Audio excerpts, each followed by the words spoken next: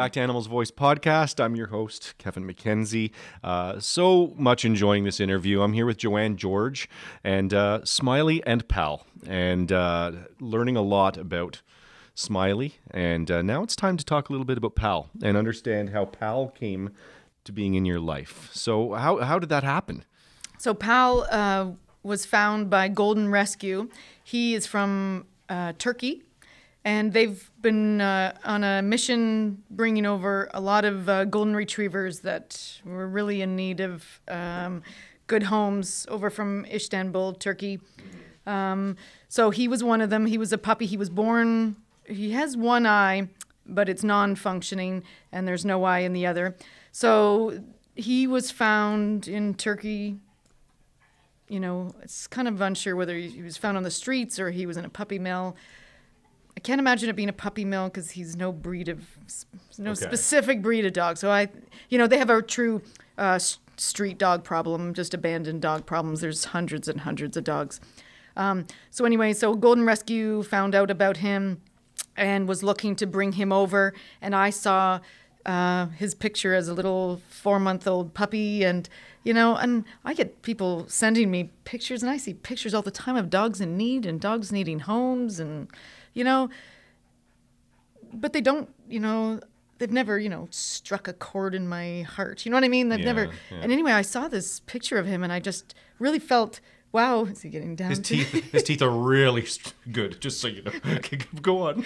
So you saw this photo and it really resonated with you. Yeah, it really did. And I really felt, and Smiley being, his age, I just felt maybe this was the time to, bring, rescue a dog and bring him into our home. And we've got all the experience with working with a blind dog. And, I just thought this was really right. I love Golden Rescue as an organization. I've been helping them out with different, fundraisers they have. They do so much good. So I put in my application like everybody else, and we were chosen. Nice. And, they brought him over, I think it was the following week, put him on a plane, and we went to the airport. And I follow you on social media, as I talked about, and I remember seeing your posts where you were off to the airport to pick up Pal, and it was just so exciting to see that, you were bringing another blind dog into your life. Was that did you make that choice at some point? I need another blind dog? You know what? I think it was more that, I'm so used to this. You know what I mean? This is, it's strange to have a dog that can see and, can function through. So, I just felt, And again, to continue on, teaching people about dogs with disabilities and how they can overcome. And especially, again, Smiley came from a puppy mill. When we pulled him through all that and, got him over everything. And I knew this was probably going to be almost the same sort of thing. This dog was a street dog, born without eyes, in Turkey, completely different than here. Big adjustment. Yeah. So... now, you had some challenges with Pal. The first little bit, it looked like things were going great, and then suddenly there were some health concerns and issues. Do you mind sharing that? Yeah, he developed a bone disease called HOD, which is hypertrophic osteodystrophy. And it happens, they don't know the true cause of it. It happens in large breed, fast-growing dogs, dogs that have had... So I'm sorry. I let go to get a snack, and we knocked over the backdrop. There. You want to? I'm going to take it from the top of that. Okay. Okay. Yeah. So shortly after Pal arrived, things were going well, and then there were some health concerns. Yes. Do you mind sharing that? Maybe after a month of bringing him here, and he was in our house, he suddenly developed real painful bones, and it was in all his limbs. It seemed to be in his neck, his jaw.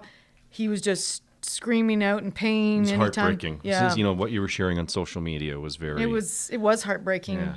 And, he couldn't stand up. So anyway, it ended up, we got a diagnosis of HOD, which is hypertrophic osteodystrophy, and it occurs in large breed dogs, fast growing. They don't really know the true cause of it, but they say it can be related to stress. They say it can be related to a lot of vaccines being given, over-supplementation of minerals, where, this dog came from a place where they were being fed, scraps of raw meat. And then he came here, and I knew that this was going to be a very difficult transition. So I knew these kind of risks. So I put him on a very low, kind of almost low protein, low fat. He was actually eating the same food as Smiley does, which is a gastrointestinal food. And I thought that was going to be bland enough to ease him into our food here. Mm-hmm. Our food, even our, crappiest food here, is way more, enriched and fortified than anything he was getting. With. Yeah. So anyway, basically his bones just went into shock, they said. And so it left him unable to, and they could not control the pain without, he was on 4 different pain meds, and he still couldn't stand up without screaming. So he was hospitalized for almost a week downtown at an emergency hospital. Basically, it was just keeping him almost like under anesthesia until this went, they got him through this, steroids and painkillers and, different supportive therapies. And he's, not completely out of the woods yet, but he's, they say it could happen again up to a year. Okay. But I think he's slowed down on growing. When he came here, he was 20 pounds, if less. Yeah, skinny. I think he was 10 kilograms actually. Mm-hmm. And just skinny, and now he's 65 pounds, and he grew very fast. Like if you watched him on social media, it was like little tiny skinny little thing, and then all of a sudden he was just huge. And I think he came here right in that growth spurt that they go through. Okay. And the plane ride, it was probably a 15-hour plane ride. That would be the stress part of it. I would think, they had to give him all his vaccines before he came over to Canada. And I think it was, and they were a different kind of vaccine that we use here. Mm-hmm. I think it's the live virus that they use there. We're using the killed virus vaccines for parvo and such. So, it was just it was the perfect storm for him, basically, so we hope he's through that, and you can see it hasn't affected him. He's got lots of energy. Yeah, and he's happy and he's sweet, and I want to talk about the relationship though between Smiley and Pal. That must have been an anxiety for you, because here at the Ontario SPCA, if someone comes to us and wants to adopt, and they identify they have another dog at home, we will have you bring that dog to your local shelter, and there's an introduction process we go through, and it's pretty cool. I went through it when I adopted Gracie here. There was none of that. You have Pal coming from Turkey, and you've got Smiley, and you have another dog. And I have another dog, a border collie, 9-year-old border collie mix, Pippi. So Pippi must be sick of all the other dogs getting the attention in the house. Oh, she gets Pippi. We love you too. Don't worry. So how did that go? Tell me about the introduction how it's gone. We learned very quickly that he's very reactive to dogs. Where he came from, it was about survival. Yeah. I've said to people, he is pretty much as close to a wild dog as I've ever met. It was about survival there, and that's about. Hey, pow. So when he came into the house and he smelled the other dog, he instantly reacted. Even just shake the bag or Snack something. Time. Yeah. So that the scent of your 2 existing dogs. He just was and he's used to guarding resources and having to. And he doesn't see them. He just goes, "Oh no, dogs!" And so it was kind of like, I'm going to scare them off before they get me or steal my food. Not to mention, in the house, I put the treats up on top of a table and moved everything, thinking I'll get prepared. Oh no, he came in just like a freight train, like I smell food, like lunging up onto tables and knocking things down, and we got home. It was pretty late by the time, the flights were all delayed, and it was 9 or 10 o'clock, and we were just like, oh gosh, You're exhausted. It's going to be a long night. You're emotionally drained, and now you've brought. And I was like, oh, poor Smiley, you know what I mean? But anyway, Did it go okay though with them? Yeah, Smiley instantly was like, I'm going to stay far away from this dog, And so that's where the bonding has come up. Now he's quite comfortable with him. Pal respects Smiley. Mm-hmm. Not many people have seen that side of Smiley, but Smiley did a couple good at Pal, like, back off. Yeah. You're in my space. Establishing the that was- hierarchy. Yeah. So I was very proud of him, considering he's 15, and I didn't think he still had that in him. Okay. So, and Pippi the same way. We got to let, dogs, deal with things in their own way sometimes. But, now they're quite comfortable. Hey. It's okay. Hey, noise box. So that bond is special, that it's developing. Yep. Tell me about the challenges, and you've alluded to this a little bit. It's keeping snacks up on top of things. Like, you must have to like dog-proof your house. Not anymore. To the No, nth we've degree. I've been really working with him with self-control exercises. That. And all our dogs in our house, they know where the bread is kept. They know where the food is. But they actually decide for themselves that is inappropriate, and I have to control myself. If we brought a raccoon in the house, they'd be pulling our cupboards out. Sure. Truly, a wild dog or a coyote would be doing that.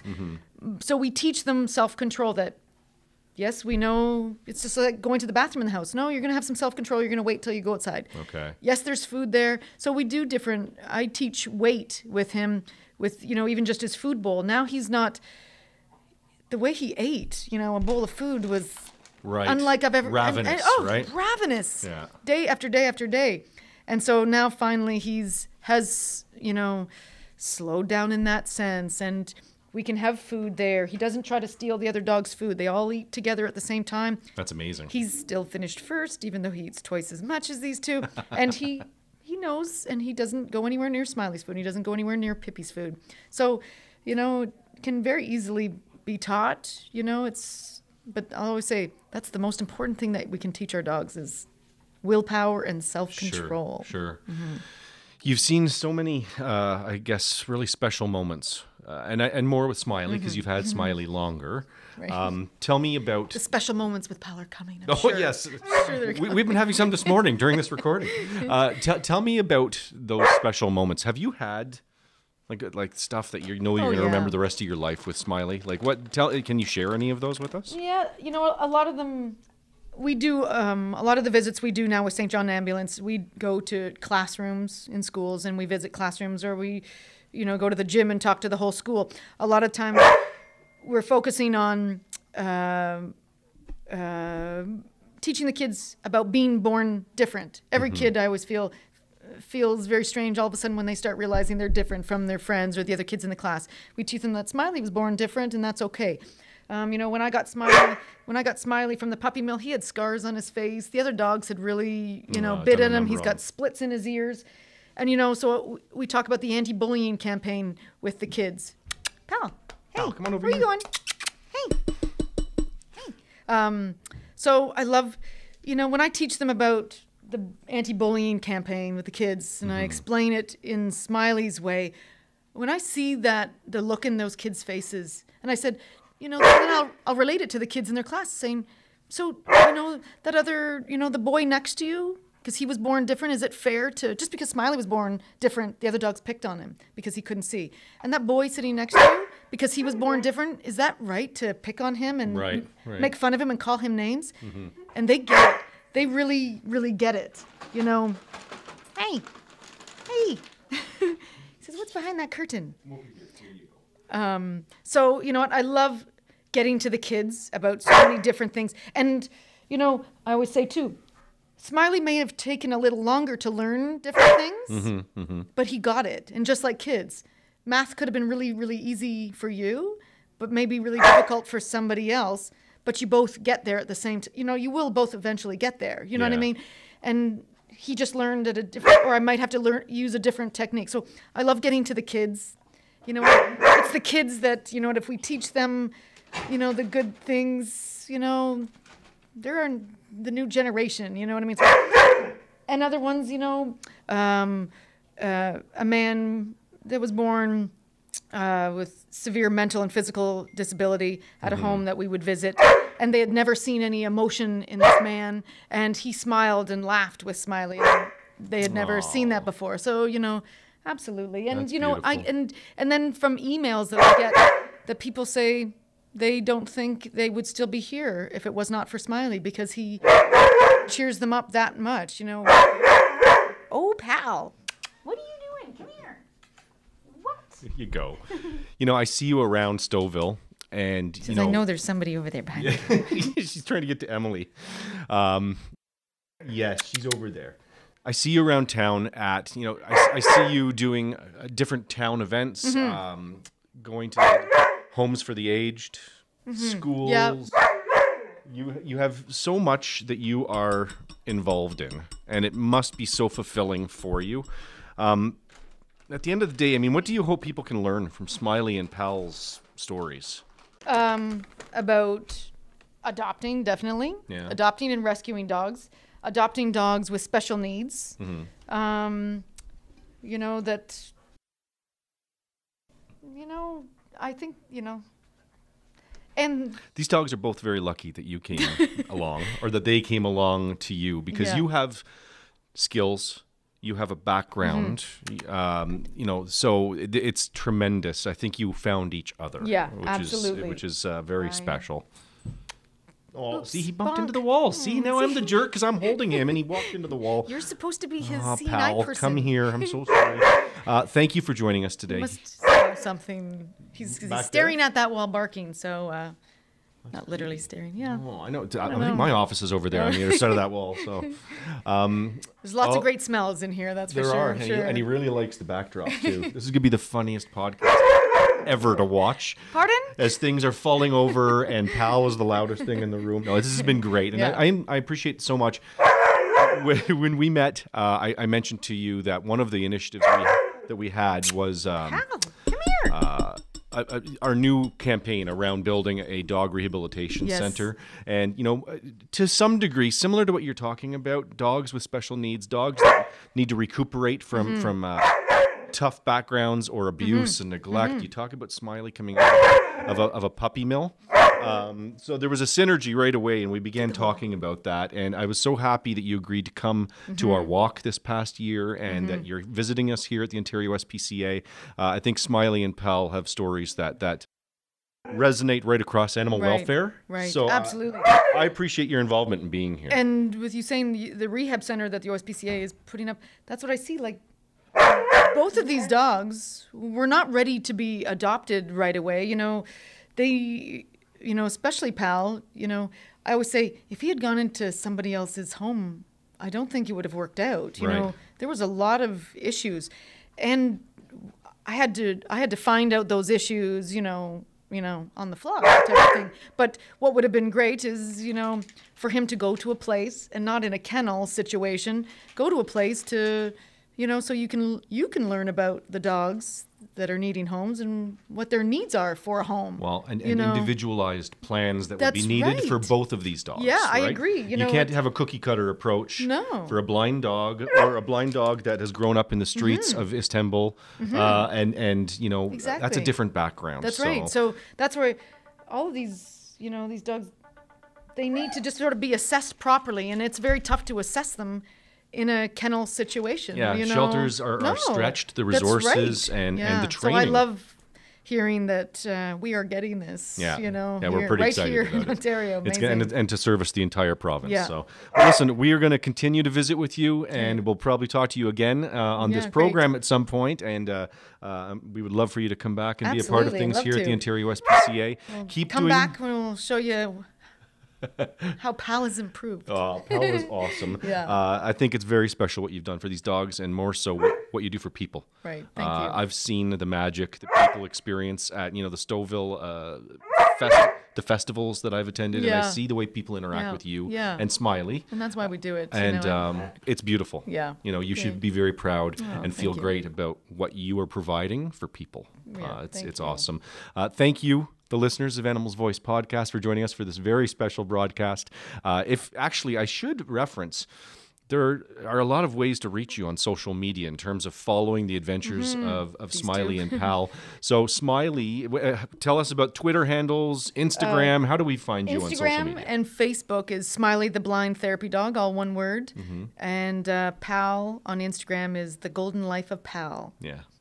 Well, I follow you on all of those, good. and love watching the adventures. I encourage everybody at home to start following you and following the adventures of these two wonderful dogs. And thank you again, the listeners of Animals Voice. Please continue to share the broadcast, continue to subscribe on iTunes and SoundCloud, and I'm at OSPCA Kevin on Instagram and Twitter, and I'd love to hear from you on show ideas and feedback on the program, and you can email me at kmckenzie@ospca.on.ca. Until next time, we will catch you later.